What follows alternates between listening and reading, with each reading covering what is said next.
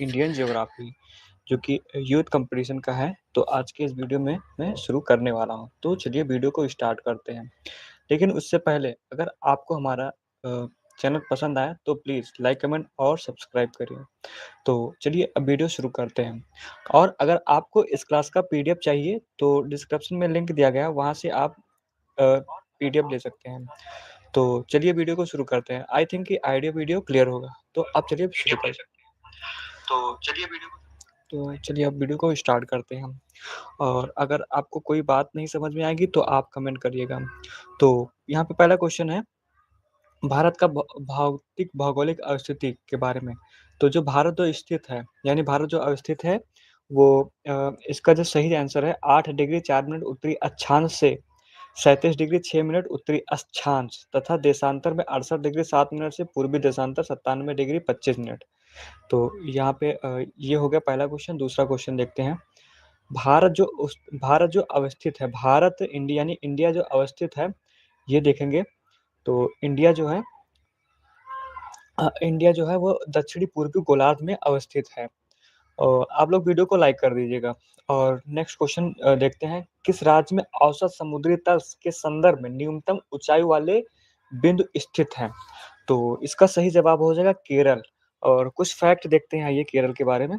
तो केरल का कट्टुनाड यानी भारत का न्यूनतम ऊंचाई वाला जो सबसे कम ऊंचाई वाला क्षेत्र है। और यह क्षेत्र समुद्र तल से नीचे अपनी खेती के तरीके के लिए प्रसिद्ध है। और मैं आपको बता दूं केरल को धान का कटोरा भी कहा जाता है। तो ये आपको ध्यान देना है। और केरल नेक्स्ट क्वेश्चन देखते हैं।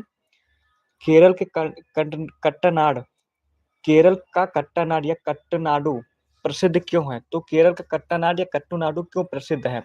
तो यह भारत के सबसे पश्चिम में स्थित बिंदु है। सॉरी, यहाँ पे क्वेश्चन ये जो प्रसिद्ध है, ये भारत के न्यूनतम ऊंचाई वाले क्षेत्र के यानी कि सबसे कम ऊंचाई के क्षेत्र के लिए प्रसिद्ध है। तो आगे देखते हैं नेक्स्ट क्वेश्चन। दोस्तों आप सभी को ऑडियो वीडियो क्लियर होगा। तो आगे देखते हैं पांचवा क्वेश्चन जो है, निम्न स्थानों में से किसमें सूर्य की अनुलंबता किरणें कभी नहीं प्राप्त होती हैं? तो इसका जो सही जवाब हो जाएगा श्रीनगर। श्रीनगर में यानी कि 23.5 डिग्री उत्तरी अक्षांश अर्थात कर्क रेखा तथा 23.5 डिग्री दक्षिणी अक्षांश अर्थात मकर रेखा के मध्य सूर्य की सीधे किरणें प्राप्त होती हैं। अतः विकल्प में दिए गए श्रीनगर को सूर्य की किरणें अनुलंबित किरणें कभी प्राप्त नहीं होंगी, यानी कि जो सूर्य की किरणें यहाँ पे कभी प्राप्त नहीं होंगी। आगे देखते हैं। नेक्स्ट क्वेश्चन देखते हैं। Question number 6। दोस्तों आप सभी चैनल को सब्सक्राइब कर दीजिएगा। भारत में कन्याकुमारी अवस्थित है, यानी कि जो भारत में कन्याकुमारी कहाँ पर अवस्थित है? तो ये भूमध्य रेखा के उत्तर में अवस्थित है, यानी कि इंडिया में भूमध्य रेखा के उत्तर में अवस्थित है। तो इसका जो एक्सप्लेनेशन देखते हैं। भारत में कन्याकुमारी अवस्थित भूमध्य रेखा से उत्तर में तमिलनाडु में राज्य में अवस्थित है। कन्याकुमारी जो भारत की मुख्य भूमि का दक्षिणतम पॉइंट है। आगे देखते हैं। भारत का मुख्य भूमि का दक्षिणतम पॉइंट यानी टीआईपी क्या है? तो दक्षिणतम पॉइंट जो है वो कन्याकुमारी है और यह तमिलनाडु में पड़ता है। यहाँ पे मैंने आपको एक्सप्लेन किया है। तो आगे देखते हैं। 9 डिग्री चैनल अवस्थित है। 9 डिग्री चैनल जो अवस्थित है इसके बारे में देखते हैं। तो 9 डिग्री चैनल जो है कावरत्ती से मिनिकॉय के बीच में अवस्थित है। एक सेकंड में देख लूं ऑडियो वीडियो क्लियर है क्या? कावरत्ती से हाँ, तो ऑडियो वीडियो क्लियर है। और आप लोग वीडियो को लाइक कर दीजिएगा। तो यहाँ पे 9 डिग्री चैनल कावरत्ती तथा मिनिकॉय के बीच में स्थित है। तो ये आपको ध्यान देना है। आगे देखते हैं। इसके कुछ चैनल जो है उसको आपको याद रखना है। तो लघु अंडमान और निकोबार जो 10 डिग्री चैनल, लघु अंडमान और निकोबार 10 डिग्री चैनल और मिनिकॉय और लक्षद्वीप 9 डिग्री चैनल, मिनिकॉय और लक्षद्वीप 9 डिग्री चैनल और मालदीव तथा मिनिकॉय यानी कि मालदीव और मिनिकॉय जो है 8 डिग्री चैनल है। ये एग्जाम में डायरेक्ट क्वेश्चन पूछ ले जाते हैं, तो ये आपको ध्यान देना है। और आगे देखते हैं। भारत और श्रीलंका के बीच का जो है वो चैनल जो है मन्नार की खाड़ी कहते हैं इसको। और दोस्तों अगर आपको वीडियो पसंद आ रहा हो तो प्लीज लाइक करें और चैनल को सब्सक्राइब करें। और आगे देखते हैं 10 डिग्री चैनल यानी कि कौन एक 10 अंश अक्षांश यानी कि 10 डिग्री चैनल पे स्थित है और ये अलग करता है। तो 10 डिग्री चैनल जो है वो अंडमान को निकोबार से अलग करता है। और दोस्तों आपको बता दूं कि ये काफ़ी बार पूछा गया, अंडमान को निकोबार से अलग करता है 10 डिग्री चैनल। आगे देखते हैं, निम्नलिखित में से कौन-सा अंडमान को निकोबार से अलग यानी पृथक करता है? तो अंडमान को निकोबार से 10 डिग्री चैनल, ये आपको ध्यान देना है, ये क्वेश्चन कई बार पूछा गया है। यहाँ पे आप देखेंगे कई बार ये क्वेश्चन पूछा गया है। आगे देखते हैं, क्वेश्चन नंबर 11। क्वेश्चन नंबर 11 है, मालदीव के साथ में भारत की समुद्री सीमा निम्नलिखित में से कौन बनाता है? तो इसका जो सही जवाब हो जाएगा मालदीव के साथ में 8 डिग्री चैनल यानी मालदीव और सॉरी मैंने कहा मालदीव, ये कह सकते हैं इसको। तो दोस्तों आप लोग चैनल को सब्सक्राइब करें और वीडियो को लाइक करें। तो आगे देखते हैं, भारत का सुदूरस्थ दक्षिणी बिंदु कौन सा है? तो इंदिरा पॉइंट है। आपको ये ध्यान देना है, इंदिरा पॉइंट जो है सुदूरस्थ बिंदु है। और आगे देखें, भारत का सुदूर दक्षिणी बिंदु अंडमान निकोबार द्वीप समूह के बड़े निकोबार द्वीप में स्थित इंदिरा पॉइंट है, जिसे पिग्मेलियन पॉइंट कहते हैं अथवा पार्सन पॉइंट भी कहते हैं। ये आपको ध्यान देना है। जो इंदिरा पॉइंट है इसे पिग्मेलियन पॉइंट या पार्सन पॉइंट भी कहा जाता है। और यह जो है 8 डिग्री 4 मिनट उत्तरी अक्षांश पर स्थित है और कन्याकुमारी या केप कुमारी के अंतरिम है। और भारत का सबसे उत्तरी उत्तर यानी कि जो ऊपर में है, जो भारत का जो उत्तर में जो ऊपर जो है वो उत्तरी बिंदु जो जम्मू कश्मीर केंद्र शासित प्रदेश में स्थित है। और इसको जो है 37 डिग्री 6 मिनट कहते हैं और ये इंदिरा काल में स्थित है। और मतलब इसको इंदिरा काल कहते हैं। और भारत का जो पश्चिमी बिंदु है, जो पश्चिम में है, उसको गुजरात राज्य के गौरा माता या गुहार मोती में स्थित है। जबकि पूर्वोत्तर जो है वो अरुणाचल प्रदेश में स्थित है। तो ये आपको ध्यान है, यानी कि जो पूर्व में है वो किबुथुक है और जो पश्चिम में है वो गुहार माता या गौरा माता जो है ये कहते हैं। आगे देखते हैं, क्वेश्चन नंबर 13। क्वेश्चन नंबर 13 जो है, भारत के प्रादेशिक जल क्षेत्र का विस्तार कितना है? तो प्रादेशिक यहाँ पे आपको ये ध्यान देना, प्रादेशिक जल क्षेत्र का विस्तार। तो जब प्रादेशिक पूछेगा तो आपको 12 नॉटिकल मील यानी 12 समुद्री मील लगाना है, ये आपको ध्यान देना है। यहाँ पे प्रादेशिक जब पूछेगा तो 12 नॉटिकल मील लगाना है और जब पूछेगा अवक्षेत्र या मंडल या संगनल मंडल की दूरी तो आपको 24 समुद्री मील लगाना है, ये आपको ध्यान देना है। और आगे देखते हैं, और जब आपसे अविक्षेत्र या मंडल या संगनल मंडल पूछेगा तो आपको 24 नॉटिकल मील लगाना है। और दोस्तों आपसे वीडियो को लाइक कर दीजिए, एक बार स्क्रीन पर डबल टैप कर दीजिए। आगे देखते हैं, क्वेश्चन नंबर 14। निम्नलिखित राज्यों में से कौन सा एक राज्य तीन तरफ से बांग्लादेश से घिरा है? तो बांग्लादेश से त्रिपुरा घिरा है, ये आपको ध्यान देना। त्रिपुरा तीनों ओर से बांग्लादेश से घिरा है, ये आपको ध्यान देना है। आगे देखते हैं, क्वेश्चन नंबर जो है, ये पहले आप एक्सप्लेनेशन देख लीजिए। त्रिपुरा तीन राज्य तीन तरफ से बांग्लादेश से घिरा हुआ है और इसके अतिरिक्त यह भारतीय राज्य असम और मिजोरम से भी जुड़ा है। तो दोस्तों आप सभी वीडियो को एक बार लाइक कर दीजिए और स्क्रीन पर डबल टैप कर दीजिए। और आगे देखते हैं, 21 जनवरी 1972 21 को इसे मणिपुर व मेघालय के साथ पूर्ण राज्य का दर्जा दिया गया है। यानी त्रिपुरा को 21 जनवरी 1972 को मणिपुर व मेघालय के साथ में भी इसको पूर्ण राज्य का दर्जा दिया गया है। क्वेश्चन नंबर 15 देखते हैं। क्वेश्चन नंबर 15, भारत के निम्न राज्यों में से कौन देश के सभी 4 भौतिक प्रदेशों का प्रतिनिधित्व करता है? तो यानी कि ऐसा कह सकते हैं कि कौन सा राज्य है जिसमें पहाड़, मैदान और जलीय नदी यानी कि सब कुछ है?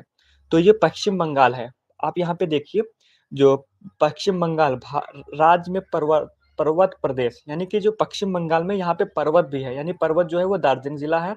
और मैदानी प्रदेश जो है निचली गंगा का मैदानी क्षेत्र है। और प्रायद्वीपीय क्षेत्र वर्धमान जिला जो है वो प्रायद्वीपीय क्षेत्र है तथा तटीय मैदान वाला प्रदेश भी है, कोलकाता तथा गंगा सागर, यानी यानी कि सभी 4 भौतिक प्रदेशों को प्रतिनिधित्व करता है। और आगे देखते हैं, क्वेश्चन नंबर 16। यहाँ पे कर्क रेखा और समय मानक रेखा के बारे में भी जानते हैं हम।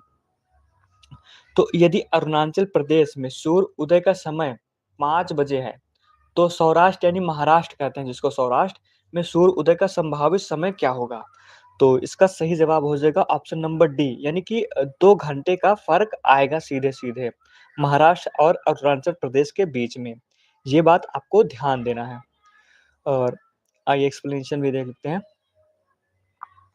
यदि अरुणाचल प्रदेश में सूर्य उदय का समय 5 बजे है, तो 5 बजे प्रातः काल है, तो सौराष्ट्र यानी महाराष्ट्र में सूर्य उदय का समय जो है वो 2 घंटा का फ़र्क आएगा।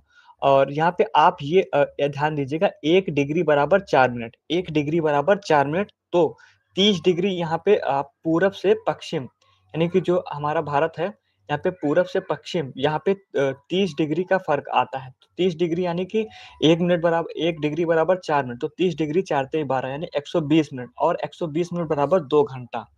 तो इस हिसाब से जो पूरब से पश्चिम के बीच में अंतर जो है वो 2 घंटे का आ जाता है। और आप सभी को पता है, जो हमारे भारतीय मानक समय पूर्वी देशांतर, यहाँ पे आपको ये ध्यान देना है, पूर्वी देशांतर 82.5 डिग्री यानी कि 82 डिग्री 30 मिनट, इसको कह सकते हैं हम, से लिया गया है। तो ये आपको ध्यान देना है। यहाँ पे आपको बता दूँ कि या तो यहाँ पे आपको ये लिखा मिलेगा 82.5 डिग्री, या ये मिलेगा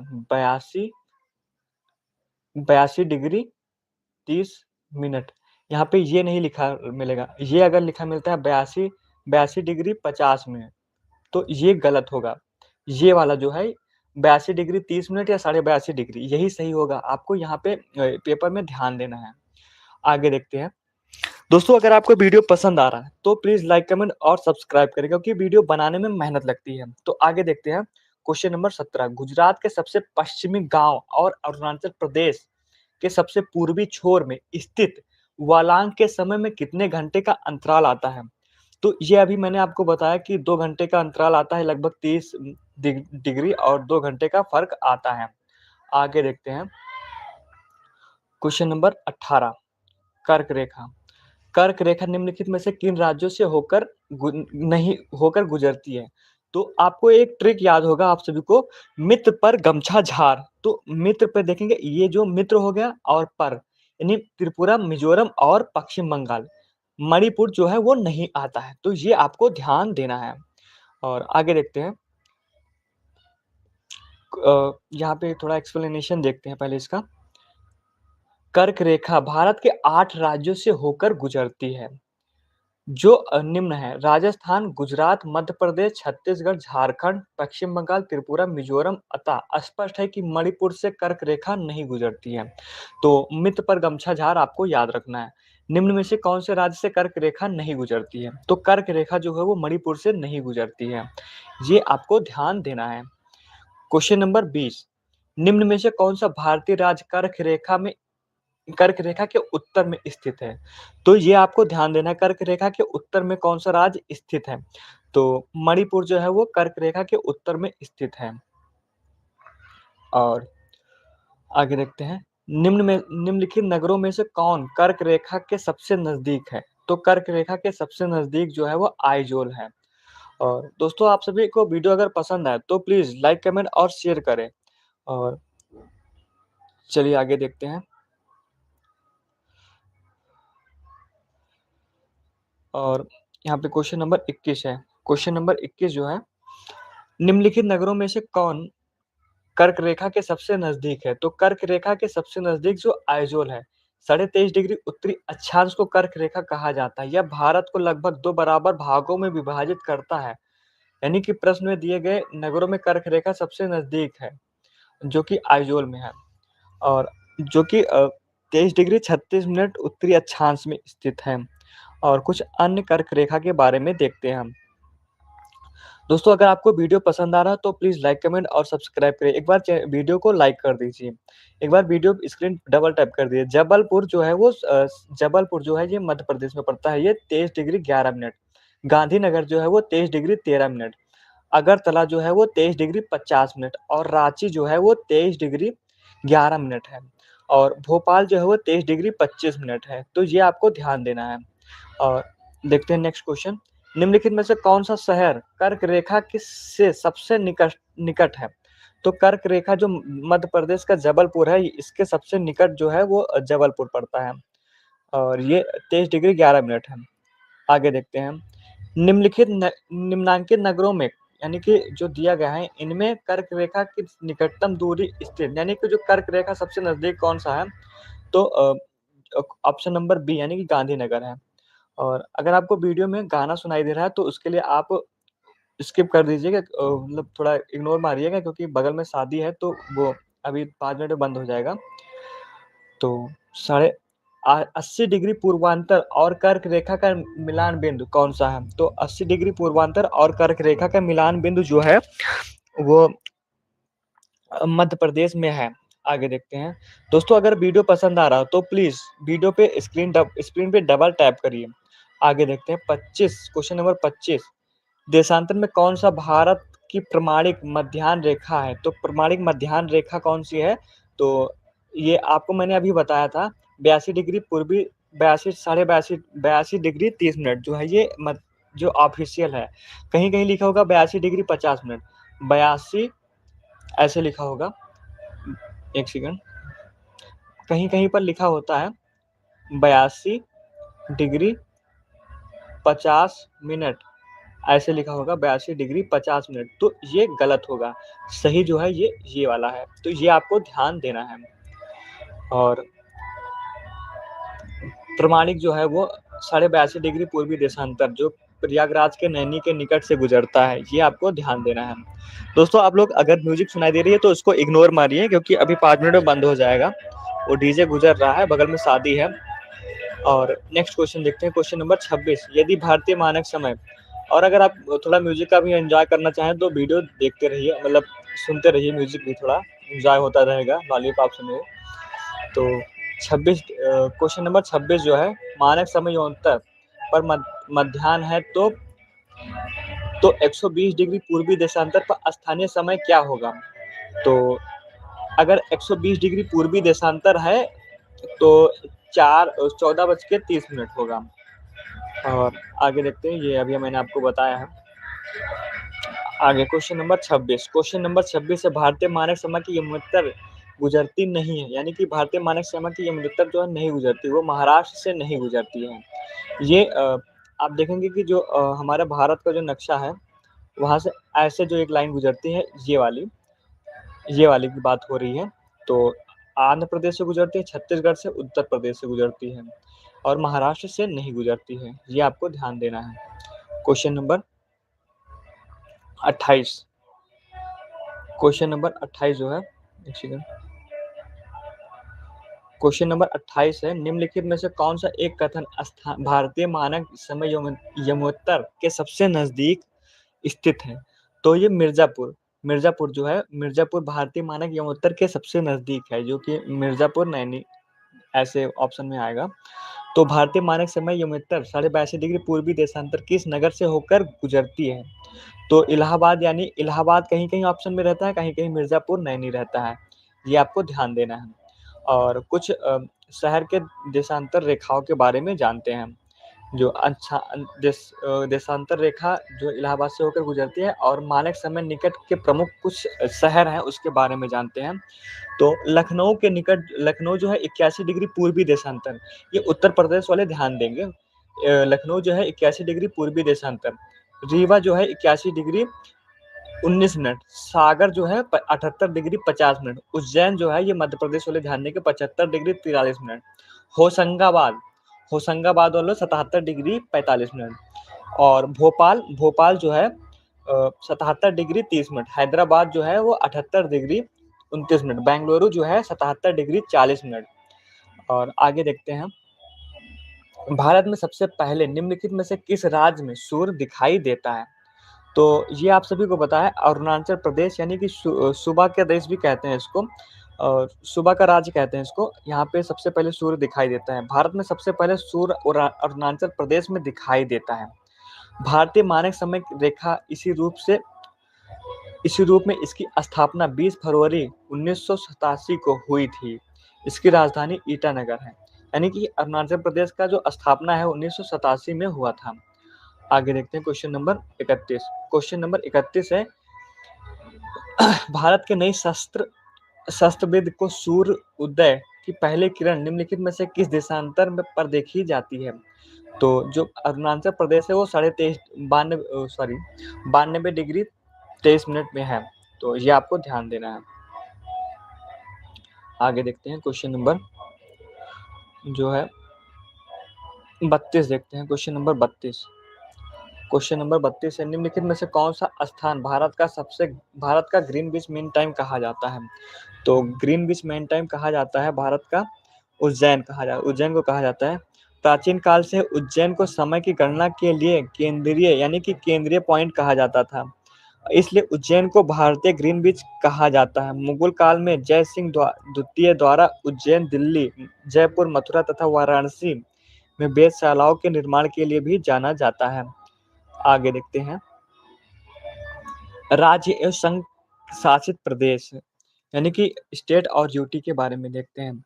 तो क्वेश्चन नंबर 33 राष्ट्रीय राजधानी क्षेत्र सम्मिलित नहीं है, तो एनसीआर में जो जिले नहीं आते, राज्य नहीं आते हैं, तो पंजाब का भाग जो है वो एनसीआर में नहीं आता है। हरियाणा का भाग आता है, राजस्थान और उत्तर प्रदेश का भाग आता है और पंजाब का भाग नहीं आता है।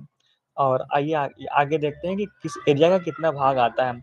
तो राष्ट्रीय राजधानी क्षेत्र योजना बोर्ड के अनुसार 2017 तक लगभग, यानी कि ये जो डाटा है पुराना है, 2017 तक लगभग 58 यानी 55,053 है, तो ये आपको ध्यान देना है। और क्वेश्चन नंबर 34 जो है, भारत के संदर्भ में निम्नलिखित कथनों में से कौन सा सही है? तो यहाँ पे आप देखेंगे विश्व का छठा सबसे बड़ा देश है। तो और अगला है संसार का लगभग 2.4% क्षेत्र भारत के अंतर्गत आते हैं। ये सही है, ये गलत है। आगे देखते हैं। पहले कर्क रेखा देश के बीच से होकर गुजरती है और अक्षांशीय विस्तार को 2 बराबर भागों में बांटती है। भारत पूरी तरह से उष्णकटिबंधीय क्षेत्र में स्थित है। तो यहाँ पे question number D, option number D जो है सही है, यानी कि दूसरा और तीसरा। तो यहाँ पे आप देखेंगे कि ये जो है दूसरा और तीसरा सही है। आगे देखते हैं क्वेश्चन नंबर 35 जो है, क्वेश्चन नंबर 35 है, पूरी पृथ्वी की भूमि का क्षेत्रफल की तुलना में भारत की भूमि का क्षेत्रफल कितना है? तो भारत की भूमि का क्षेत्रफल जो है वो 2% है। यहाँ पे 2.4% होगा, 2.4%। तो इसलिए इस क्वेश्चन को अपवाद माना जाएगा, क्योंकि ये जो ऑप्शन है ऑप्शन नंबर सी, इसको भी मान सकते हैं, ये निकटतम है, तो 2.4 लगा सकते हैं, इसको माना जा सकता है अगर आपके ऑप्शन आते हैं। फिलहाल ये 2010 का क्वेश्चन है। आगे देखते हैं निम्नलिखित कथनों के बारे में सही उत्तर का चयन हेतु, यानी कि इसमें जो चयन करना है कि कौन सा सही है। तो भारत विश्व का 5वां बड़ा देश है, ये गलत है। यह स्थलमंडल के कुल क्षेत्रफल का लगभग 2.4%, ये सही है। समुचित भारत में उष्णकटिबंधीय स्थित है और 82.5 डिग्री पूर्वी देशांतर का उपयोग भारतीय मानक समय निर्धारित, ये 2 सही है। तो दूसरा और चौथा। और अगर आपने क्वेश्चन नंबर 37 से पहले का वीडियो नहीं देखा है, तो लाइव में जाइए, प्लेलिस्ट में जियोग्राफी प्लेलिस्ट लाइव में प्लेलिस्ट बना दे रहा हूँ, वहाँ से आप देख सकते हैं। एक बार मैं देख लूँ कि ऑडियो वीडियो क्लियर है कि नहीं।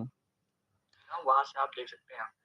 एक बार मैं देख लूँ कि ऑडियो वीडियो क्लियर है, सब कुछ क्लियर है। तो अब चलिए वीडियो को स्टार्ट करते हैं। लेकिन उससे पहले अगर आपको वीडियो पसंद आएगा तो आप प्लीज़ लाइक, कमेंट और सब्सक्राइब करिए और अपने दोस्तों के साथ भी शेयर करिएगा। तो अब चलिए वीडियो को स्टार्ट करते हैं। और मैं आपको बता दूँ कि क्लास पता नहीं कितने बजे तक जाएगी। फिलहाल कोशिश यही है कि 9 बजे तक लेकर जाऊँ। तो अब चलिए वीडियो को स्टार्ट करते हैं। क्वेश्चन नंबर 37 है, भारत के लिए निम्नलिखित कथनों में से कौन सा असत्य है, यानी गलत है? तो सर्वप्रथम सूर्य उदय मिजोरम में होता है, ये गलत है, क्योंकि सर्वप्रथम सूर्य जो है अरुणाचल प्रदेश में होता है। यह 7वां बड़ा देश है, सही है। जनसंख्या की दृष्टि से दूसरा सही है। और इसकी भूमि का विस्तार जो है 15,200 किलोमीटर है, ये भी सही है। और आगे देखते हैं, भारत में सर्वप्रथम सूर्य उदय मिजोरम राज्य में ना होकर अरुणाचल प्रदेश में होता है। बाकी सारे विकल्प सही हैं। और क्वेश्चन नंबर 38 देखते हैं, भारत में निम्नलिखित केंद्र शासित प्रदेशों में कौन सा क्षेत्रफल की दृष्टि से सबसे छोटा है? तो क्षेत्रफल की दृष्टि से सबसे छोटा है, और इसका जवाब हो जाएगा क्वेश्चन ऑप्शन नंबर सी, यानी कि लक्षद्वीप जो है सही जवाब हो जाएगा। आइए देखते हैं, इसका एक्सप्लेनेशन भी देखते हैं। लक्षद्वीप जो है वो क्षेत्रफल की दृष्टि से सबसे छोटा है और जनसंख्या की दृष्टि से पहले केंद्र शासित प्रदेश देखते हैं और क्षेत्रफल की दृष्टि से देखते हैं। दादर और नागर हवेली जो है वो 491 किलोमीटर स्क्वायर है और चंडीगढ़ जो है वो 114 किलोमीटर स्क्वायर है। दमन और दीव 112 किलोमीटर स्क्वायर है। लक्षद्वीप जो है वो 23 किलोमीटर स्क्वायर है। तो वर्तमान में दादर और नगर हवेली और दमन और दीव को मिलाकर एक केंद्र शासित प्रदेश बनाया गया है, जो कि 31 अक्टूबर 2019 31 अक्टूबर 2019 को ये किया गया है, तो ये आपको ध्यान देना है। और इसका वर्तमान में कुल 603 वर्ग किलोमीटर है। आगे देखते हैं क्वेश्चन नंबर 39 देखते हैं। निम्नलिखित कथनों पर विचार कीजिए और निम्नलिखित कोड का उपयोग करते हुए सही उत्तर का चयन करें। तो सिक्किम भारत का सबसे छोटा राज्य है। राजस्थान भारत का सबसे बड़ा राज्य है। तमिल लक्षद्वीप का सरकारी भाषा है और सिलावास दादर एवं नागर हवेली की राजधानी है। तो आइए देखते हैं इसका जो सही जवाब हो जाएगा दूसरा और चौथा। दूसरा और चौथा सिक्किम राजस्थान का सबसे बड़ा राज्य है। सॉरी, राजस्थान भारत का सबसे बड़ा राज्य है, ये सही है। और चौथा जो है सिलावास दादर एवं नागर हवेली की राजधानी है, ये सही है। तो आगे देखते हैं। दोस्तों अगर आपको वीडियो पसंद आ रहा तो प्लीज लाइक कमेंट और सब्सक्राइब करें। तो आगे देखते हैं। क्षेत्रफल की दृष्टि से भारत का सबसे छोटा राज्य गोवा और इसका क्षेत्रफल जो है वो 302 वर्ग किलोमीटर है। जनसंख्या की दृष्टि से भारत का सबसे छोटा राज्य सिक्किम है। सिक्किम की कुल जनसंख्या जो है वो 61,577 किलोमीटर है 77 है, जो कि 2011 के जनगणना के अनुसार है। यानी कि सिक्किम की कुल जनसंख्या 61,000 है और जनसंख्या की दृष्टि से सिक्किम सबसे छोटा राज्य है, ये आपको ध्यान देना है। और आगे देखते हैं। निम्नलिखित में से कौन सा शहर जो है भारत के किसी राज्य की राजधानी नहीं है।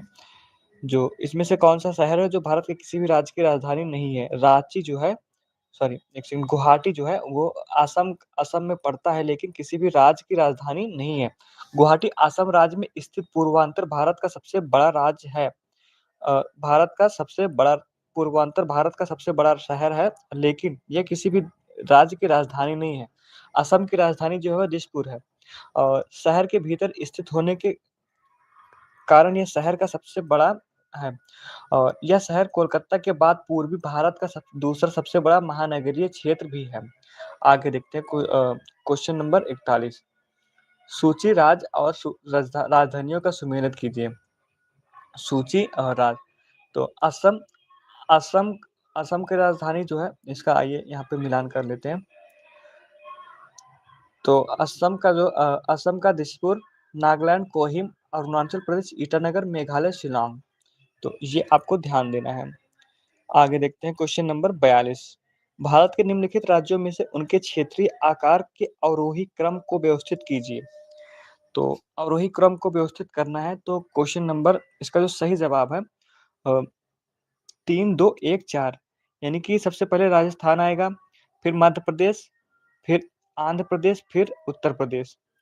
तो ये क्वेश्चन गलत है क्योंकि ये 2003 में पूछा गया था। फिलहाल पहले राजस्थान आएगा, फिर उसके बाद में मध्य प्रदेश, फिर उत्तर प्रदेश, आंध्र प्रदेश सबसे लास्ट में आएगा। ये आपको ध्यान देना, ये अपडेटेड क्वेश्चन है, ये आप देख लीजिए। जो पहले राजस्थान, फिर मध्य प्रदेश, महाराष्ट्र ऑप्शन में नहीं था लेकिन महाराष्ट्र उसके बाद आएगा, उसके बाद में उत्तर प्रदेश, फिर उसके बाद में गुजरात। तो ये आपको ध्यान देना है। आगे देखते हैं क्वेश्चन नंबर 43। क्वेश्चन नंबर 43 में है, भारत के निम्नलिखित केंद्र शासित प्रदेशों में से कौन क्षेत्रफल की दृष्टि से सबसे बड़ा है। तो अंडमान और निकोबार जो है वो क्षेत्रफल की दृष्टि से सबसे बड़ा है। फिलहाल ये क्वेश्चन पुराना हो चुका है और लद्दाख जो है वो सबसे बड़ा है। अब जो अपडेटेड क्वेश्चन है उसमें देखेंगे तो लद्दाख जो है वो सबसे बड़ा है। और आगे देखते हैं क्वेश्चन नंबर 44। निम्नलिखित कौन से कथन सिक्किम के संबंध में सही है। तो नीचे दिए गए कोट में सही उत्तर चुनिए। तो 1975 में यह भारत का अभिन्न अंग बन गया और इसे प्राकृतिक वनस्पति का स्वर्ग माना जाता है और इसके मुख्य निवासी लेप्चा लोग हैं। तो इसका जो सही जवाब हो जाएगा ऑप्शन नंबर डी, यानी कि तीनों सही है। पहला, दूसरा, तीसरा, तीनों ऑप्शन सही है। आगे देखते हैं। 1974 में सिक्किम को 1974 में सिक्किम को 35वें संविधान संशोधन द्वारा सहराज के रूप में भारत का अंग बनाया गया। 36वें संविधान संशोधन 1975 द्वारा यह भारत का पूर्ण राज्य बन गया। यहाँ के मुख्य निवासी लेप्चा लोग हैं और इसे प्राकृतिक वनस्पतियों का स्वर्ग भी माना जाता है। और आगे देखते हैं। सीमावर्ती देश, सीमावर्ती देश के बारे में देखते हैं। सीमावर्ती देश निम्नलिखित में से भारत के किस राज्य की सीमा म्यांमार से उभयनिष्ठ नहीं है, यानी कि नहीं लगती है। तो असम की जो सीमा है वो म्यांमार से नहीं लगती है। और आगे देखते हैं। निम्नलिखित राज्यों में से किसकी सीमा बांग्लादेश से मिलती है? तो बांग्लादेश से जो मिलती है वो मणिपुर की सीमा मिलती है। और ये क्वेश्चन बहुत ज़्यादा इंपॉर्टेंट है, तो इसको आप टिक कर लीजिए, स्क्रीनशॉट ले लीजिएगा। आगे देखते हैं क्वेश्चन नंबर 47। तो निम्नलिखित में से किस राज्य की सीमा बांग्लादेश और म्यांमार से लगती है? तो बांग्लादेश और म्यांमार से जो त्रिपुरा की सीमा लगती है। और आइए आगे देखते हैं।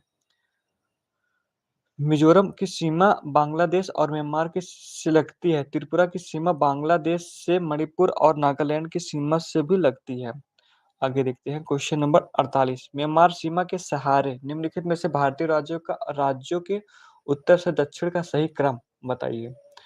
तो इसका ऑप्शन नंबर ए हो जाएगा अरुणाचल प्रदेश, नागालैंड, मणिपुर और मिजोरम। आगे देखते हैं। जी जी। तो ऑडियो वीडियो क्लियर है और आप सभी एक बार वीडियो को लाइक कर दीजिए। और ये वीडियो करीब 2-3 घंटे चलेगी, तो आप आराम से बैठिए और चलिए शुरू करते हैं वीडियो को। लेकिन उससे पहले अगर आपको वीडियो पसंद आएगा तो प्लीज़ चैनल को सब्सक्राइब कर दीजिएगा। तो यहाँ पे जो है अगला क्वेश्चन है, question number 49। Red Cliff line की सीमा निर्धारित करती है। रेड क्लिफ लाइन की सीमा जो निर्धारित करती है वह भारत और पाकिस्तान के बीच निर्धारित करती है। तो ये बात आपको ध्यान देना है। आगे देखते हैं। क्वेश्चन यहाँ पे कुछ लाइन दिया हुआ है, उसको देख लेते हैं। तो कुछ लाइन दिया है। भारत और पाकिस्तान के बीच में रेड क्लिफ लाइन जो है और उत्तर कोरिया को दक्षिण कोरिया से 38 डिग्री अक्षांश और अमेरिका कनाडा जो है 49 डिग्री अक्षांश और भारत और चीन मैकमोहन रेखा। क्वेश्चन नंबर 50 देखते हैं। भारत और पाकिस्तान के बीच सीमा निर्धारित की जाती है। भारत और पाकिस्तान के बीच में जो रेड क्लिफ लाइन है उससे निर्धारित की जाती है। और आगे देखते हैं। छत्तीसगढ़ से छत्तीसगढ़ से सीमा उभयनिष्ठ नहीं है, यानी छत्तीसगढ़ से कौन सी सीमा नहीं लगती है? तो बिहार की सीमा जो है छत्तीसगढ़ से नहीं लगती है। ये बात आपको ध्यान देना है। और ये कुछ एक्सप्लेनेशन भी देख लेते हैं। छत्तीसगढ़ राज्य से सीमा मध्य प्रदेश, महाराष्ट्र, छत्तीसगढ़ से यानी कि छत्तीसगढ़ से मध्य प्रदेश, महाराष्ट्र, तेलंगाना, आंध्र प्रदेश, ओडिशा, झारखंड और उत्तर प्रदेश से लगती है, लेकिन जो बिहार से नहीं लगती है। अतः ऑप्शन नंबर बी सही हो जाएगा। आगे देखते हैं। Question number 52। क्वेश्चन नंबर 52 जो है, भारत के निम्नलिखित राज्यों के समूह में कौन सा समूह पाकिस्तान से सीमा बनाता है? तो पाकिस्तान से कौन सा? तो पंजाब, हिमाचल प्रदेश, राजस्थान तथा गुजरात। ये 1, 2, 3, 4 ये 4 राज्य जो हैं वो पाकिस्तान से सीमा बनाते हैं। आगे देखते हैं। अभी जो है जब क्वेश्चन पूछा गया था तो उसमें 4 राज्य थे, लेकिन आप देखेंगे अक्टूबर 2019 में संशोधन हुआ है। उसके बाद में लद्दाख केंद्र-शासित प्रदेश बनने के बाद में 5 राज्य जो है वो पाकिस्तान से सीमा बनाने लगे हैं। और आगे देखते हैं क्वेश्चन नंबर 53। निम्न वाक्यों में कौन-सा सही है? तो निम्न वाक्यों में कौन-सा सही है? तो यहाँ पे देखेंगे कि ए मध्य प्रदेश की सीमा 7 राज्यों से लगती है। तो मध्य प्रदेश की सीमा जो है वो 7 राज्यों से लगती है, ये वाला सही है और बाकी सारे गलत हैं। तो वीडियो अगर पसंद आ रहा हो तो प्लीज़ लाइक, कमेंट और सब्सक्राइब करें। अगर आपको मज़ा आ रहा है तो प्लीज़ लाइक, कमेंट और सब्सक्राइब करें। आगे देखते हैं क्वेश्चन नंबर 54। तो भारत के निम्नलिखित राज्यों में किसके 3 तरफ अंतर्राष्ट्रीय सीमाएँ हैं? तो त्रिपुरा यानी कि तीनों ओर से घिरा हुआ है, तो इसके तीनों तरफ अंतर्राष्ट्रीय सीमाएँ और वो अंतर्राष्ट्रीय सीमाएँ जो है बांग्लादेश से घिरा हुआ है। और यदि बांग्लादेश से 3 अंतर्राष्ट्रीय सीमाएँ को छूता है, इसलिए इसे 3 तरफ अर्थात 3 दिशाओं की बात कही है। और आगे देखते हैं, अन्य तथ्य यानी अन्य फैक्ट देखते हैं हम। तो कोलवा जो है वो सुमेलित के लिए यहाँ पे आप देखेंगे मैं इसको सीधे-सीधे आपको आंसर बता दे रहा हूँ। बीच और अवस्थित यानी बीच जो है वो कहाँ पे अवस्थित है? तो गोवा में जो कोलवा बीच अवस्थित है, मंगरोला में गुजरात पे बीच अवस्थित है। कन्नूर में केरल बीच अवस्थित है, जो बीच होता है बीच, गोवा बीच जैसे होता है और बकखली में पश्चिम बंगाल बीच अवस्थित है। आगे देखते हैं। क्वेश्चन नंबर जो है 56 देखते हैं। क्वेश्चन नंबर 56 है, निम्नलिखित में से कौन-सा सुमेलित नहीं है? तो यहाँ पे आपको ध्यान देना है। तो ऋषिपत्तन सारनाथ इसका नाम है और दिसपुर जो मंदसौरा जो है इसको कहते हैं और बनवासी जो है तलकड़ा ये गलत है। और महोदय जो है वो कन्नौज को महोदय श्री कन्नौज को कहते हैं, ऋषिपत्तन सारनाथ को कहते हैं, दसपुर जो है मंदौर को कहते हैं। तो यहाँ पे कुछ और प्राचीन नाम है उसके बारे में देखते हैं। और मृगदाव या ऋषिपत्तन जो है वो सारनाथ को कहते हैं, दसपुर जो है मंदौर को कहते हैं, कान्यकुज या महोदयश्री कन्नौज को कहते हैं, जबकि आधुनिक तालकंड का प्राचीन नाम जो है बनवासी नाम दिया गया है। और आगे देखते हैं क्वेश्चन नंबर 57। क्वेश्चन नंबर 57 है, निम्नलिखित में से कौन-सा युग सुमेलित नहीं है? तो इनमें से जो ऑप्शन नंबर डी यानी कि पारस जो है आंध्र प्रदेश सुमेलित नहीं है और बाकी सारे सुमेलित हैं। आगे देखते हैं, एक्सप्लेनेशन देखते हैं पहले। यहाँ पे देखेंगे कि जो विद्युत विद्युत वाला जो है वो हरदुआगंज जो है उत्तर प्रदेश में पड़ता है। यहाँ पे अवस्थित है 50-50 मेगावाट की क्षमता का विद्युत यूनिटें यानी ताप विद्युत लगाई गई हैं। यानी कि आप यहाँ पे देखेंगे तो बर बादरपुर जो है दिल्ली में ताप विद्युत केंद्र है और हरदुआगंज उत्तर प्रदेश में ताप विद्युत केंद्र है और उतरन में जो है गुजरात में ताप विद्युत केंद्र है और पारस जो है ये गलत है, आंध्र प्रदेश का ये गलत है। आगे देखते हैं, क्वेश्चन नंबर 58 सूची 1 को सूची 2 से सुमेलित कीजिए और आगे देखते हैं यहाँ पे सुमेलित करना है, तो यहाँ पे आइए इसका एक्सप्लेनेशन ही देख लेते हैं डायरेक्ट। दिल्ली जो है वो आर्द्र शुष्क क्षेत्र में आता है और मुंबई उष्ण आर्द्र में आता है और जोधपुर जो है वो राजस्थान शुष्क क्षेत्र में आता है। शिलांग जो है वो आर्द्र आर्द्र क्षेत्र में आता है। तो ये यहाँ पे सही हो जाएगा। अब यहाँ पे चैप्टर नंबर 2 शुरू होता है।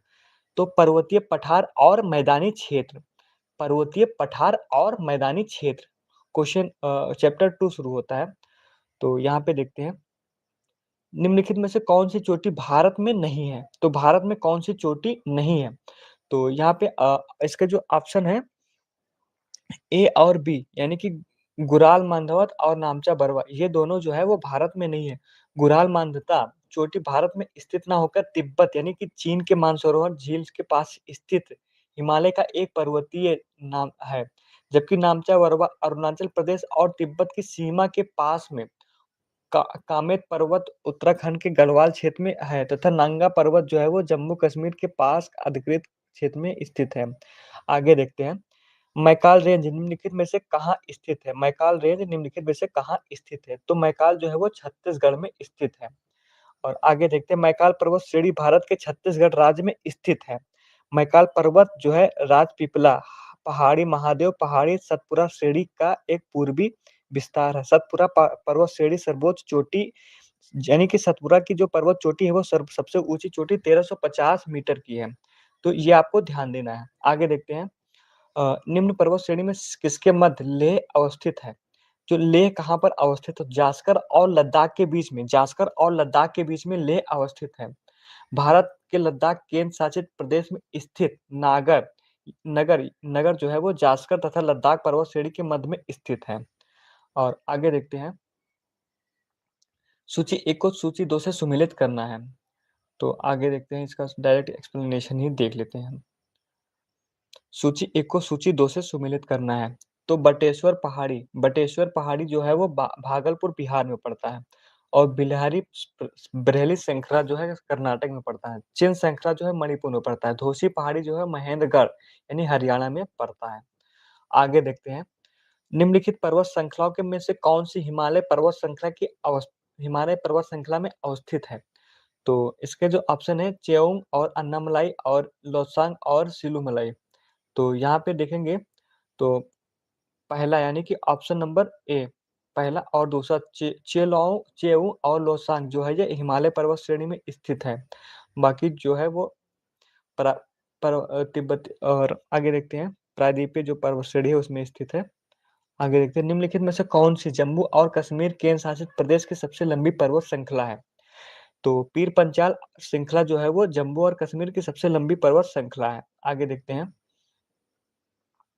पीर पंजाल श्रेणी जो पीर पंजाल श्रेणी पाई जाती है, तो पीर पंजाल श्रेणी जम्मू और कश्मीर में पाई जाती है और ये सबसे लंबी पर्वत श्रृंखला है, ये आपको ध्यान देना है। आगे देखते हैं क्वेश्चन नंबर 8 देखते हैं। दोस्तों अगर वीडियो पसंद आ रहा तो आप प्लीज लाइक कमेंट और सब्सक्राइब करें और अगर आपको पीडीएफ चाहिए तो डिस्क्रिप्शन में लिंक दिया गया वहां से आप जाके पीडीएफ ले सकते हैं। तो आगे देखते हैं कुल्लू घाटी जिन पर्वत श्रेणी में के बीच में अवस्थित है वो है, यानी कि कुल्लू घाटी जो है धौलाधर तथा पीर पंजाल के बीच में अवस्थित है।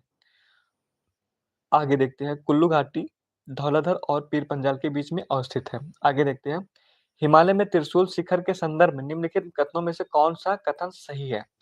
तो इसके जो हिमालय त्रिशूल श्रेणी जो है इसके ऑप्शन देख लेते हैं। यह उत्तराखंड के बागेश्वर जिले में स्थित है और यह चोटी 7500 मीटर से भी अधिक ऊंची है। तो इसका जो सही जवाब हो जाएगा यानी केवल एक जो है हिमालय त्रिशूल श्रेणी जो है वो उत्तराखंड में स्थित है। आगे देखते हैं सूची एक को सूची दो से सुमेलित करना है। तो सबसे ऊँची चोटी और यहाँ पे सीधे एक्सप्लेनेशन पे जाते हैं क्योंकि टाइम नहीं बर्बाद करना है।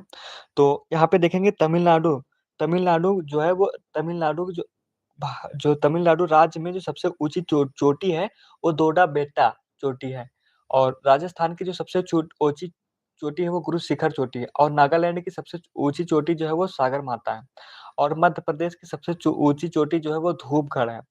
तो ये आपको ध्यान देना है। और आगे देखते हैं क्वेश्चन नंबर 11 आरावली श्रेणी किस राज्य में स्थित है? तो राजस्थान में स्थित है और आप सभी को इसको याद करके जाना है अच्छे से का।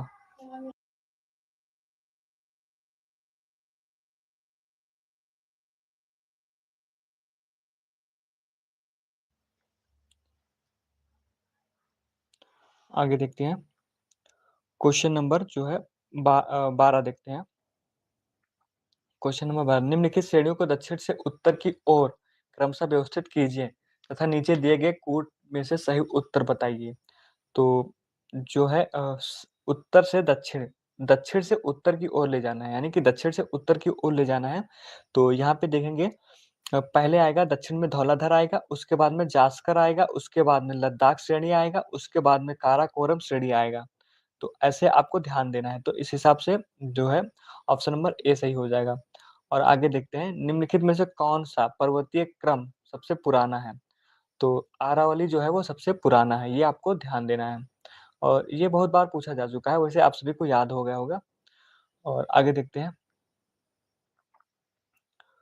अ, क्वेश्चन नंबर 16 है सूची 1 को सूची 2 से सुमेलित कीजिए। सूची 1 को सूची 2 से सुमेलित कीजिए। तो नेकरक जो है वो मेघालय में है। अगस्त्यमलाई जो है केरल में, नंदा देवी उत्तराखंड, दिहांग देवांग जो है वो अरुणाचल प्रदेश में है। आगे देखते हैं बृहद हिमालय को इस नाम से भी जाना जाता है। तो बृहद हिमालय को हिमाद्री हिमालय के नाम से भी जाना जाता है। बृहद हिमालय को हिमाद्री हिमालय या सर्वोच्च हिमालय या महान हिमालय के नाम से भी जाना जाता है। इसका आंतरिक भाग आकर्षणीय शैल यानी ग्रेनाइट नीच तथा शिष्ट चट्टानों से मिला है और सिरे एवं पार्श्विक भाग कायांतित अवसादों से निर्मित है। आगे देखते हैं क्वेश्चन नंबर 18 निम्नलिखित में से कौन सा भारत की नवीनतम श्रेणी है? तो नवीनतम जो हिमाद्री यानी हिमाद्री श्रेणी जो है वो नवीनतम श्रेणी है और यह नवीनतम वलित श्रेणी है। आगे देखते हैं क्वेश्चन नंबर 19 हिमालय का पर्यायवाची है। तो यहाँ पे आपको देखना है हिमालय का पर्यायवाची जो है महान हिमालय है। और आगे देखते हैं नंदा देवी शिखर स्थित है। नंदा देवी शिखर जो है अरुणाचल प्रदेश में स्थित है। आगे देखते हैं निम्न में से निम्न प्रदेशों में से किस प्रदेश में इलायची पहाड़ी स्थित है? तो इलायची पहाड़ी जो स्थित है, वो तमिलनाडु में स्थित है। ये आपको ध्यान देना है। और आगे देखते हैं, इलायची पहाड़ी का यानी कि कार्डमम की पहाड़ी तमिलनाडु के दक्षिण, पश्चिम एवं केरल के दक्षिण-पूर्वी हिस्से में अवस्थित है। और ये केरल एवं तमिलनाडु के बीच की सीमा पर स्थित है। भारत की सबसे दक्षिण में स्थित पहाड़ी, जबकि आयोग ने इसका विकल्प ए माना है, यानी कि तमिलनाडु। आगे देखते हैं क्वेश्चन नंबर 22। कार्डमम की पहाड़ियाँ जिनकी सीमाएँ पर स्थित हुए हैं, तो केरल और तमिलनाडु के पहाड़ सीमा पर स्थित है। ये आपको ध्यान देना है। गाइस, वीडियो को एक बार प्लीज़ लाइक कर दीजिए और थोड़ा सपोर्ट करिए प्लीज़। क्वेश्चन नंबर 23 देखते हैं। निम्नलिखित में से कौन-सी भारत की सबसे दक्षिणतम पर्वत श्रृंखला है? तो दक्षिणतम पर्वत श्रृंखला जो है वो इसका ऑप्शन नंबर डी हो जाएगा, इलायची की पहाड़ी यानी कार्डमम की पहाड़ियाँ, जिसका जो कि केरल और तमिलनाडु में पड़ता है। आगे देखते हैं। हिमालय पर्वत श्रेणी के संबंध में निम्नलिखित में से कौन-सा कथन सही है? तो कौन-सा कथन जो है वो सही है? तो इसका जो सही है ऑप्शन नंबर कथन जो है पहला सही है, मुख्य हिमालय की परतदार चट्टानें जीवाश्महीन हैं। और दूसरा सही है, लघु हिमालय के परतदार चट्टानों में समुद्री जीव-जंतुओं के जीवाश्म मिलते हैं। और तीसरा सही है, यानी कि तीनों सही है, बाह्य हिमालय या शिवालिक हिमालय में मानव सभ्यता के अवशेष मिले, यानी कि पहला, दूसरा, तीसरा, तीनों सही है। आगे देखते हैं। और अगर आपको वीडियो पसंद आ रहा हो तो प्लीज़ लाइक, कमेंट और सब्सक्राइब करें।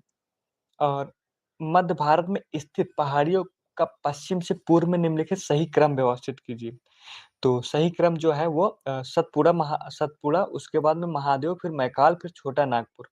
तो पूर्व से पश्चिम, पश्चिम से पूर्व की ये जो ऑप्शन नंबर बी सही है। क्वेश्चन नंबर 26 देखते हैं। मणिपुर पहाड़ियों से घिरा इम्फाल बेसिन एक सुंदर उदाहरण है।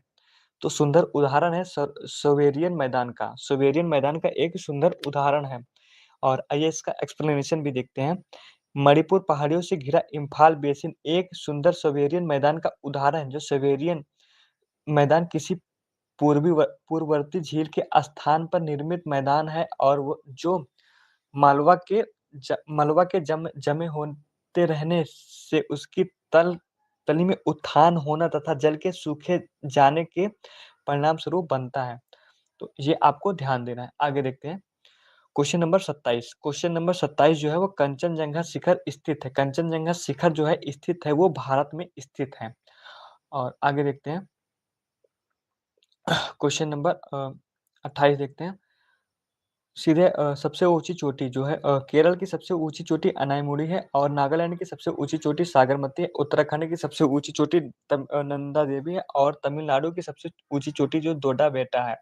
तो ये आपको ध्यान देना है। आगे देखते हैं। पश्चिमी घाट के संबंध में निम्न कथनों पर विचार कीजिए। तो यह भ्रंशवंत पर्वत है। और ऑप्शन नंबर दूसरा है, इसकी पूर्व की ढाल क्रमशः नीचे होता हुआ पठार है। और आगे देखते हैं तीसरा, इसकी उत्तरी खंड लावा बेसाल्ट आच्छादित है। और आगे देखते हैं। क्वेश्चन नंबर 30 निम्न में से कौन सा हिमालय की चोटियों के पूर्व से पश्चिम का दिशा सही क्रम है? तो नामचा बरवा, कंचनजंगा, माउंट एवरेस्ट और नंदा देवी, ये सही क्रम है। आगे देखते हैं। उत्तर प्रदेशीय हिमालय का सर्वोच्च शिखर कौन सा है? तो उत्तर प्रदेशीय हिमालय का सर्वोच्च शिखर है जो नंदा देवी है। आगे देखते हैं। वह यह महान हिमालय में स्थित उत्तर प्रदेशीय हिमालय का सर्वोच्च शिखर नंदा देवी है। और आगे देखते हैं। क्वेश्चन नंबर 32 निम्नलिखित पर्वत श्रेणियों को उत्तर दक्षिण क्रम में व्यवस्थित कीजिए। उत्तर दक्षिण क्रम में व्यवस्थित कीजिए। तो ऑप्शन नंबर सी। आगे देखते हैं। निम्नलिखित में से कौन-सा एक युग्म सुमेलित नहीं है? तो यहाँ पे आप देखें कि ऑप्शन नंबर बी यानी पोटवार जो है कुमाऊँ हिमालय, ये सुमेलित नहीं है। बाकी पीर पंजाल सुमेलित है, केटू सुमेलित है और करेवा सुमेलित है। आगे देखते हैं। पीर पंजाल जो है लघु हिमालय, पोटयार जो है पाकिस्तान में पड़ता है, इसलिए सुमेलित नहीं है। केटू जो है काराकोरम की पर्वत श्रेणी है, और करेवा कश्मीर घाटी में स्थित उपजाऊ मैदान है। और आगे देखते हैं। क्वेश्चन नंबर 34 निम्नलिखित में से कौन-सा महाराष्ट्र में स्थित नहीं है? तो महाराष्ट्र में स्थित नहीं है, वो मांडवा पहाड़ियाँ जो है महाराष्ट्र में स्थित नहीं है, मांडवा पहाड़ी गुजरात राज्य में स्थित है। और जबकि महाराष्ट्र में बालघाट, हरिश्चंद्र और सातमाला पहाड़ियाँ स्थित हैं, ये आपको ध्यान देना है। और अगर आपको वीडियो पसंद आ रहा हो तो प्लीज़ लाइक, कमेंट और सब्सक्राइब करें। आगे देखते हैं, क्वेश्चन नंबर 35 देखते हैं। नीचे दिए गए कूट से निम्नलिखित पहाड़ियों का दक्षिण से उत्तर की ओर बढ़ते हुए सही क्रम व्यवस्थित कीजिए। तो यहाँ पे आप देखेंगे कि पहले सातमाला आएगा, फिर कैमूर पहाड़ियाँ आएगी, फिर पीर पंजाल आएगा, फिर नाहक पहाड़ियाँ आएगी, यानी कि ऑप्शन नंबर बी सही हो जाएगा। आगे देखते हैं, सूची 1 को सूची 2 से सुमेलित कीजिए। तो सूची 1 को सूची 2 से सुमेलित करने के लिए डोडा बेटा जो है नीलगिरी की पहाड़ियाँ, त्रिशूल जो है हिमाचल पर्वत की पहाड़ियाँ, माउंट आबू अरावली पर्वत श्रेणी और अमरकंटक मैकाल श्रेणी, ये आपको याद रखना है। आगे देखते हैं, सूची सम्मिलित करना है यहाँ पे इसका ऑप्शन मैं आपको सीधे-सीधे ऑप्शन बता दे रहा हूँ। गौरव गौरव खासी जो है मेघालय में पड़ता है, मिरी जो है अरुणाचल प्रदेश में पड़ता है, कुल्लू मनाली जो है तमिलनाडु में पड़ता है, डालमा जो है झारखंड में पड़ता है। तो ये आपको ध्यान देना है, डालमा झारखंड में और गारो जो है वो मेघालय में, मिरी जो है अरुणाचल प्रदेश में पड़ता है। और आगे देखते हैं, निम्नलिखित पहाड़ियों में से कौन-सी जो पूर्वी घाट एवं पश्चिमी घाट के मिलान स्थल को बनाती है? तो नीलगिरी पहाड़ी जो है वो पूर्वी घाट एवं पश्चिमी घाट के मिलान का स्थल बनती है, यानी कि इनके मिलने का स्थान जो है बनती है। नीलगिरी भारत के दक्षिण भाग में स्थित एक पर्वतमाला है जिसका विस्तार केरल, कर्नाटक तथा नाडु राज्यों में स्थित है।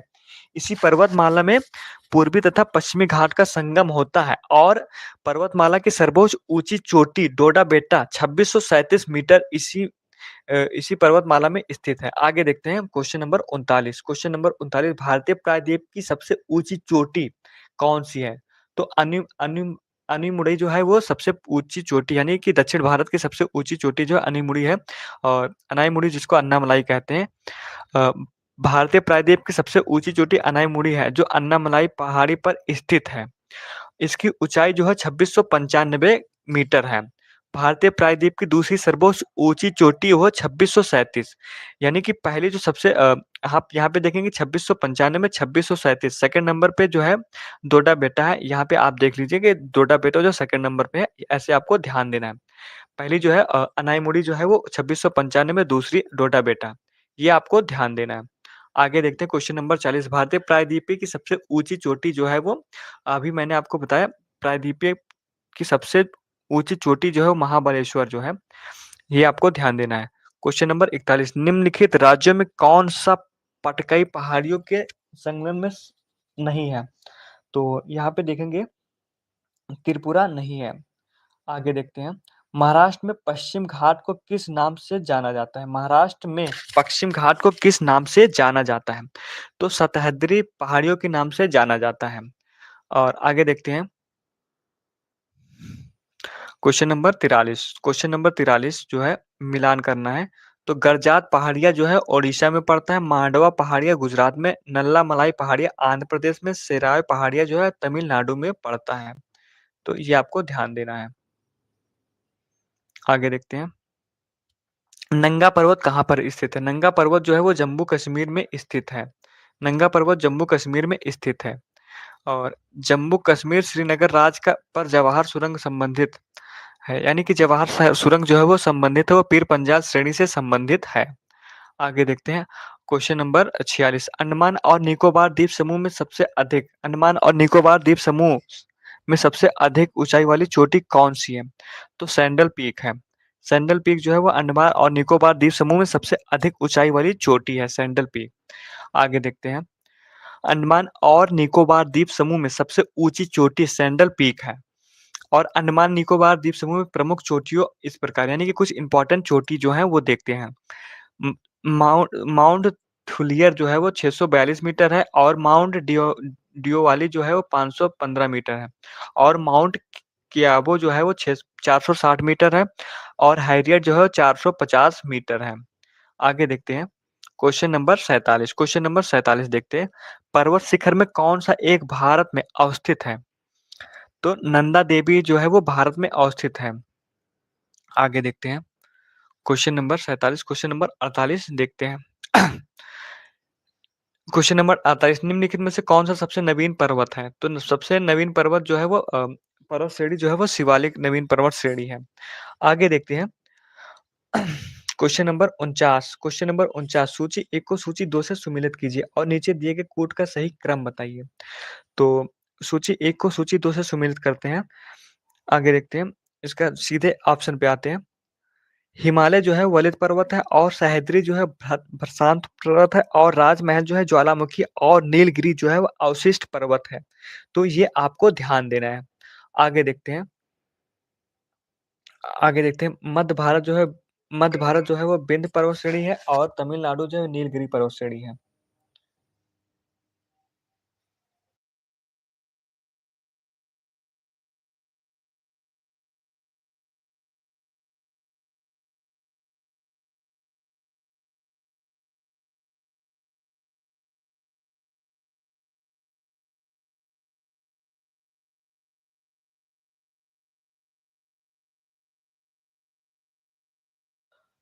तो तो यहाँ पे आपको ध्यान देना है। आगे देखते हैं, क्वेश्चन नंबर 51 है। क्वेश्चन नंबर 51 जो है, धौलाधार तथा पीर पंजल महत्वपूर्ण श्रेणी जो है वो कहाँ पर स्थित है? तो ये लघु हिमालय में स्थित है। आगे देखते हैं, क्वेश्चन नंबर 52, राजस्थान का मरुस्थल अथवा थार मरुस्थल निम्नलिखित में से किसका विस्तार है? तो एक सेकंड। हाँ, तो एक सेकंड। हाँ, तो यहाँ पे आप देखेंगे कि ऑप्शन नंबर जो है वो सी सही है। प्लेओसिन एवं अभिनव का जो है विस्तार है। आगे देखते हैं, क्वेश्चन नंबर यहाँ पे क्वेश्चन नंबर 53 देखते हैं। क्वेश्चन नंबर 53 जो है, निम्नलिखित में से कौन-सा अक्साई चीन का भाग है? तो अक्साई चीन का भाग जो है वो ऑप्शन नंबर डी यानी लद्दाख का पठार जो है वो अक्साई चीन का भाग है। आगे देखते हैं, क्वेश्चन नंबर 54 देखते हैं। एक सेकंड। क्वेश्चन नंबर 54, दारा कांडराय प्रदेश स्थित नहीं है। तो इस यहाँ पे इसका जो सही जवाब हो जाएगा मध्य प्रदेश में स्थित नहीं है। थोड़ा-सा बीच में डिस्टर्ब हो गया था, उसके लिए सॉरी। तो चलिए अब फ्लो में चलते हैं। निम्नलिखित राज्यों में से कौन-सा छोटा नागपुर का पठार का भाग नहीं है? तो बिहार जो है वो छोटा नागपुर का पठार का भाग नहीं है। ओडिशा है, झारखंड है और पश्चिम बंगाल है। आगे देखते हैं। क्वेश्चन नंबर 56 देखते हैं। निम्नलिखित इसको सुमेलित करना है। तो सुमेलित करना है, यहाँ पे देखेंगे, छत्तीसगढ़ का मैदान छत्तीसगढ़, छोटा नागपुर का पठार झारखंड, वृक्ष छाया प्रदेश महाराष्ट्र और मलनाड जो है वो कर्नाटक। ये आपको ध्यान देना है। आगे देखते हैं। क्वेश्चन नंबर 57, मेघालय का पठार का भाग है। मेघालय का पठार का भाग जो है प्रायद्वीपीय खंड का है। और आगे देखते हैं, गंगा सिंधु मैदान के दक्षिण में फैली त्रिभुजा क्षेत्र में को प्रायद्वीपीय खंड कहा जाता है। मेघालय का पठार इसी का प्रायद्वीपीय भाग है। क्वेश्चन नंबर 58 देखते हैं, उत्तर भारत में उप हिमालय क्षेत्र के सहारे फैले समतल मैदान को कहा जाता है। तो इसको भाबर कहा जाता है।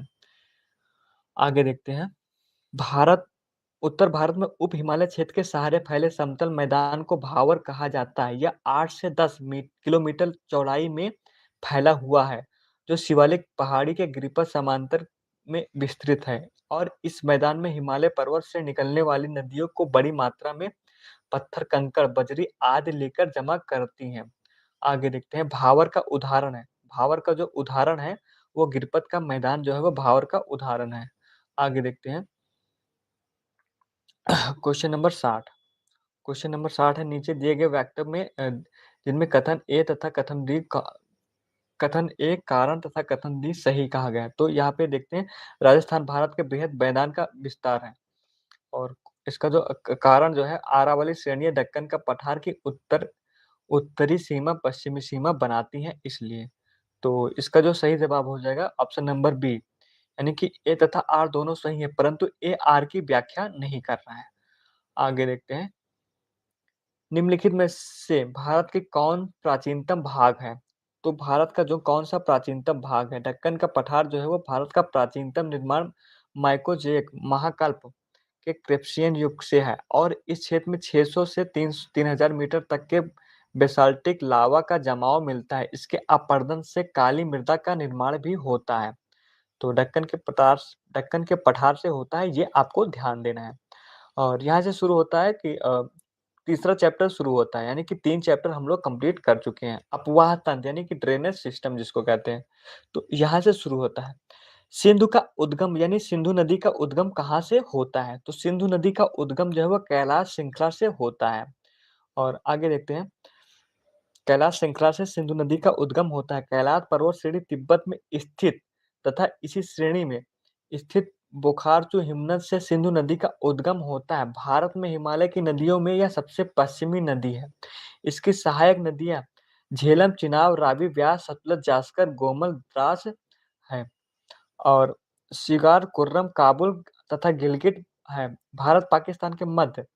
सिंधु भारत पाकिस्तान के मध्य हुए जल समझौते के अंतर्गत भारत सिंधु व उनकी सहायक नदियों में झेलम और चिनाब का 20% जल का उपयोग कर सकता है।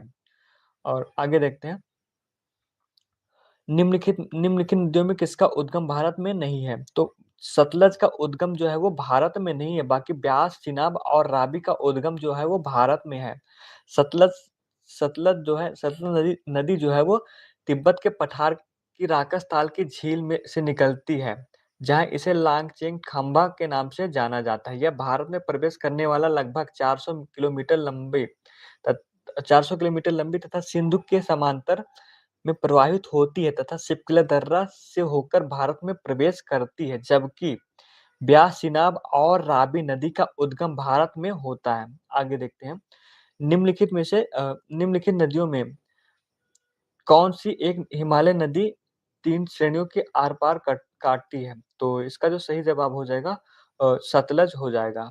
आगे देखते हैं, क्वेश्चन नंबर 4 क्वेश्चन नंबर 4 देखते हैं। निम्नलिखित नदियों में किनके मध्य विशाष्ट यानी दोआब फैला हुआ है? तो आगे देखते हैं, इसका जो सही जवाब हो जाएगा ब्यास और सतलज के मध्य में दोआब फैला हुआ है। यहाँ पे देखते हैं बिस्ट यानी दोआब, देखते हैं बिस्ट जो है वो ब्यास और सतलज के मध्य में फैला हुआ था और बाहरी दोआब ब्यास और रवि के बीच में फैला हुआ है और रचना दोआब जो है रवि और चिनाब के बीच में फैला हुआ है। चार दोआब जो है चिनाब और झेलम के बीच में फैला है। सिंधु सागर दोआब जो है झेलम और सिंध के बीच में फैला हुआ है। आगे देखते हैं, निम्नलिखित में से कौन सी नदी कश्मीर के प्रदेश में सिंधु नदी में नहीं मिलती है? तो झेलम नदी जो है वो कश्मीर में नहीं मिलती है। आगे देखते हैं, झेलम नदी यानी बितस्ता उत्तर भारत में बहने वाली एक नदी यह पीर पंजाल पर्वत श्रेणी में पदस्थली स्थित बेरीनाग यानी कि शेषनाग झरने से निकलती है और यह भारत पाक के सीमा पे लगभग समांतर बहती हुई पाकिस्तान में के झांग के निकट चिनाब में मिल जाती है और इसकी सहायक नदी जो है किशन गंगा है, यानी कि झेलम की सहायक नदी जो है किशन गंगा है। आगे देखते हैं, निम्नलिखित नदियों में से कौन सी एक उत्तर प्रदेश में नहीं गुजरती है? तो झेलम जो है वो उत्तर प्रदेश से होकर नहीं गुजरती, बाकी गंगा, यमुना और रामगंगा जो है वो उत्तर प्रदेश में होकर गुजरती है।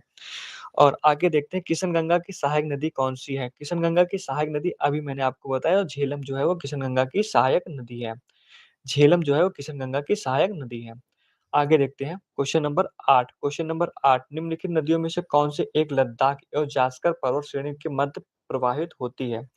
तो सिंधु जो है वो जास्कर और लद्दाख पर्वत श्रेणी के मध्य में प्रवाहित होती है। आगे देखते हैं, अ, सिंधु नदी लद्दाख और जास्कर पर्वत श्रेणी के मध्य प्रवाहित होती है और जो भारतीय उपमहाद्वीप का एक महत्वपूर्ण अपवाह तंत्र है। इसकी कुल लंबाई 2880 किलोमीटर है तथा भारत इसमें इसकी लंबाई जो है वो यानी सिंधु नदी की लंबाई जो है भारत में 114 किलोमीटर है। भारतीय उपमहाद्वीप में सिंधु सबसे पश्चिम नदी तंत्र है, जिसका उद्गम बोखारचू हिमनद से होता है, जो कैलाश पर्वत श्रेणी के उत्तरी ढाल में स्थित है। आगे देखते हैं, सिंधु की सबसे बड़ी सहायक नदी चिनाब व अन्य प्रमुख सहायक नदियां। जो है वो झेलम, सतलज, ब्यास, रावी आदि हैं। यह तिब्बत, चीन, भारत व पाकिस्तान से प्रवाहित होते हुए अरब सागर में जाकर मिल जाती है। आगे देखते हैं। निम्नलिखित में से नदियों में से किनके पॉइंट ऑफ ओरिजिन लगभग एक ही हैं, यानी कि इनमें से कौन से जो पॉइंट ओरिजिन जो है वो कौन से एक ही हैं। तो ब्रह्मपुत्र और सिंधु के जो ओरिजिन है, यानी कि जहाँ से उद्गम होता है, वो पॉइंट एक ही है। तो ब्रह्मपुत्र व सिंधु नदी का उद्गम बिंदु लगभग एक ही है और सिंधु नदी व ब्रह्मपुत्र नदी दोनों का उद्गम स्थल जो मानसरोवर झील के निकट स्थित बोखारचू व चोएंगुडू हिमनद से होता है। और ब्रह्मपुत्र नदी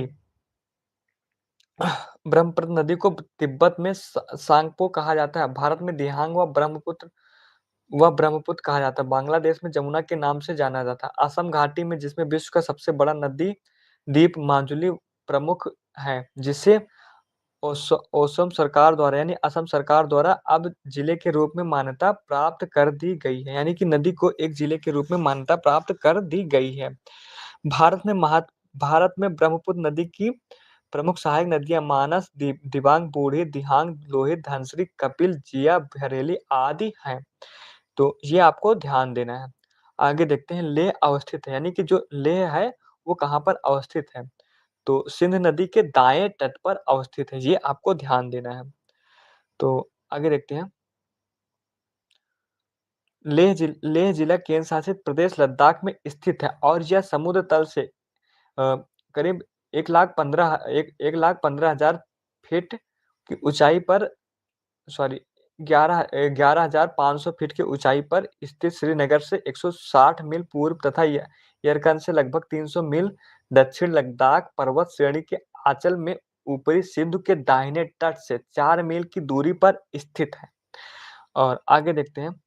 ब्रह्मपुत्र नदी के बारे में देखते हैं। ब्रह्मपुत्र नदी के बारे में निम्नलिखित में से किस नदी में माजुली नदी द्वीप स्थित है। माजुली नदी द्वीप स्थित है। तो यहाँ पे देखते हैं। माजुली नदी द्वीप ब्रह्मपुत्र नदी में स्थित है। यह द्वीप जो असम यानी कि असम में ओसम यानी माजुली को विश्व का सबसे बड़ा नदीय द्वीप की संज्ञा प्राप्त है। वर्ष 2016 में माजुली को जिले का दर्जा दिया गया, यानी कि असम सरकार ने माजुली नदी को जिले का दर्जा दे दिया है। तो ये आपको ध्यान देना है। और आप अगर वीडियो देख रहे हैं तो आप प्लीज एक बार स्क्रीन पे डबल टैप करके वीडियो को लाइक कर दीजिए, क्योंकि आपके लिए मैं मेहनत कर रहा हूँ। तो आगे देखते हैं। क्वेश्चन नंबर 13 हिमालय में ब्रह्मपुत्र नदी का उदाहरण पूर्ववर्ती अपवाह है। आगे देखते हैं। इसका एक्सप्लेनेशन भी देखते हैं। हिमालय में ब्रह्मपुत्र नदी का पूर्ववर्ती अपवाह उदाहरण है, क्योंकि इसके पूर्ववर्ती सरिता उसे कहते हैं जिनका अभिभावक स्थल खंड के उत्थान के पहले हो चुका हो। भारत में सिंधु, ब्रह्मपुत्र, सतलज आदि नदियां इसके उदाहरण है। आगे देखते हैं। संकोश संकोश नदी सीमा बनाती है, असम एवं पश्चिम बंगाल के बीच में बनाती है। आगे देखते हैं। गंगा नदी के बारे में देखते हैं। क्वेश्चन नंबर 15 गंगा नदी के बारे में। निम्नलिखित में से कौन से एक नदी भारतीय गंगा नदी बेसिन का हिस्सा नहीं है। तो जोग नदी जो है वो भारतीय गंगा नदी का बेसिन का हिस्सा नहीं है। और यह नदी महानदी की सहायक नदी है। इसका उद्गम सोनबेरा पठार यानी ओडिशा से होता है। इसका प्रवाह क्षेत्र ओडिशा के नुआपड़ा और बारगढ़ जिला तथा छत्तीसगढ़ के महासमुंद तथा बालादा बाजार के क्षेत्र से है। और आगे देखते हैं।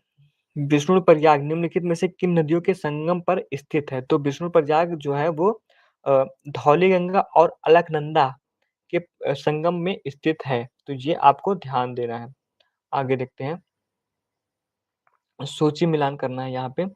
तो देवप्रयाग जो है अलकनंदा प्लस भागीरथी नदी का संगम स्थल है। कर्णप्रयाग जो है अलकनंदा और पिंडार नदी का संगम स्थल है। रुद्रप्रयाग जो है मंदाकिनी नदी का संगम स्थल है। नंदप्रयाग जो है अलकनंदा प्लस मंदाकिनी नदी का संगम स्थल है। और आगे देखते हैं।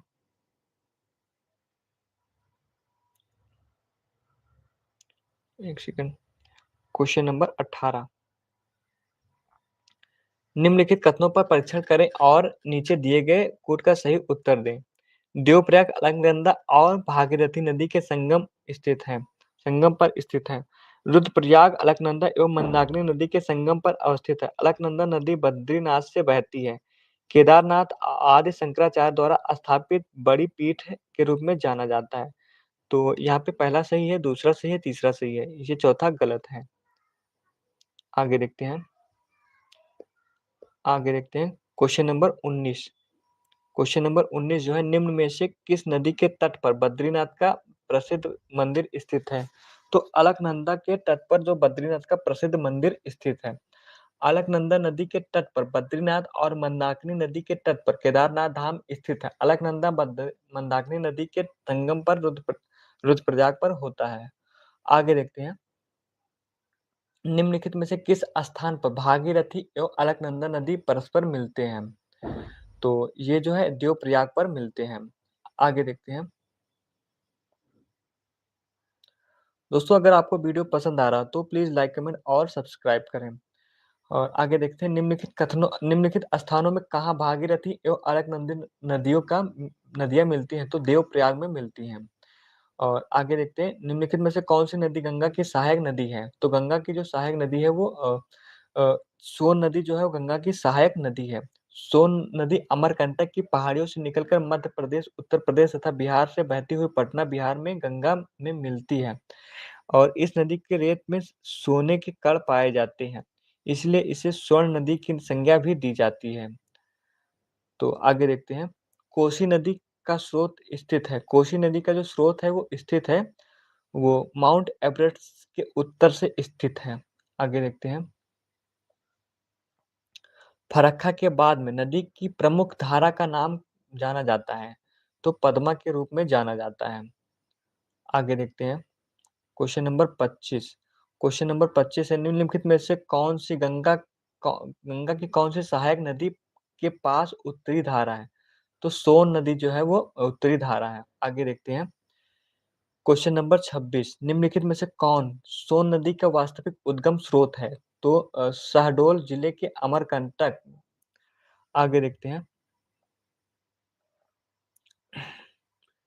निम्नलिखित में से किस नदी का जल ग्रहण क्षेत्र सर्वाधिक है?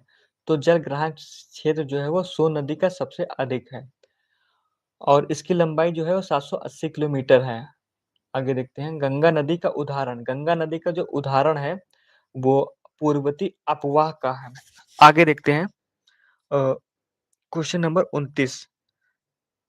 क्वेश्चन नंबर 29 देखते हैं। निम्न नदियों में से कौन सा मार्ग में परिवर्तन करने के लिए कुख्यात है? यानी कि ये कोसी नदी जो है वो अपना दिशा कभी भी बदल सकती है। कोसी नदी जो है नेपाल में हिमालय के गोसाई स्थान शिखर से निकलती है और बिहार में भीमनगर के रास्ते से भारत में प्रवेश करती है। यह नदी अपने मार्ग परिवर्तन के लिए कुख्यात है तथा इसमें आने वाली बाढ़ से बिहार में बहुत ही तबाही होती है, और यह बिहार की शोक के नदी के नाम से जाना जाता है। जो कोसी नदी है इसलिए इसको कोसा जाता है, तो इसलिए इसका नाम कोसी हो गया। निम्न में से किस नदी के तट पर गोरखपुर स्थित है? तो ये राप्ती नदी के तट पर स्थित है। गोरखपुर जो है वो राप्ती नदी के तट पर स्थित है। राप्ती नदी का उद्गम स्थल नेपाल जो निचली पर्वत श्रेणी के प्यूथान नगर के उत्तर में निकलती है। यह देवरिया जिले के समीप घाघरा नदी में मिल जाती है। इसकी लंबाई 420 किलोमीटर है। आगे देखते हैं। Question number 31। क्वेश्चन नंबर 31 देखते हैं। गंगा नदी एकमात्र सहायक नदी जिसका उद्गम मैदान को चिन्हित कीजिए। तो गोमती जो है वो गंगा नदी की सहायक नदी है, और गोमती गंगा की एक ऐसी सहायक नदी है जो उत्तर प्रदेश के पीलीभीत जनपद से निकलती है तथा यह लखनऊ, सुल्तानपुर, जौनपुर होते हुए गाजीपुर के पास कैथी नामक स्थान के पास गंगा नदी में मिल जाती है। तो ये आपको ध्यान देना है। क्वेश्चन नंबर 32, निम्नलिखित में से कौन सी नदी ज्वार बनाती है? तो कौन सी नदी, जो हुगली नदी है वो ज्वार बनाती है। हुगली नदी पश्चिम बंगाल राज्य में स्थित है। यह गंगा की एक धारा जो कलकत्ता को बंगाल की खाड़ी में जोड़ती है। आगे देखते हैं। यमुना नदी के बारे में देखते हैं। यमुना नदी निम्नलिखित में से सहायक नदियों के पश्चिम से पूर्व का क्रम विचार कीजिए। तो यहाँ पे आप देखेंगे, जो पूर्व से यानी कि पश्चिम से पूर्व देखेंगे तो यहाँ पे चंबल आएगा, उसके बाद में सिंध आएगा, उसके बाद में बेतवा, फिर केन आएगा। तो ये आपको ध्यान देना है, पश्चिम से पूर्व की। और आगे देखते हैं, कथन दिल्ली और आगरा के मध्य। तो यहाँ पे सबसे पहले एक्सप्लेनेशन ही पढ़ लेते हैं। दिल्ली और आगरा के मध्य में यमुना नदी स्थित है। आगे देखते हैं क्वेश्चन नंबर